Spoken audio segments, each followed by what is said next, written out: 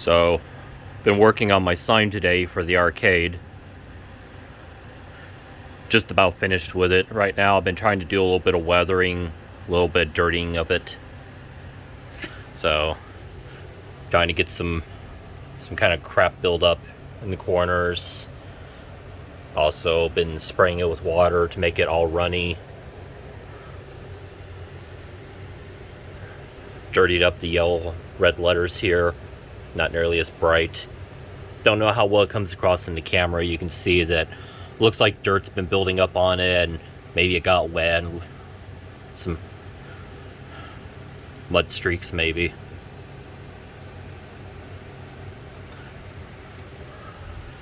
Also been spraying a kind of a green patina solution on edges and corners, trying to make it run so that way when you see it, it looks like maybe some corrosion or something. So got some streaks coming off the corners.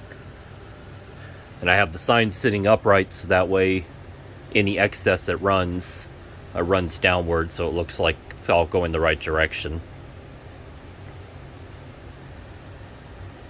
It's coming along nicely.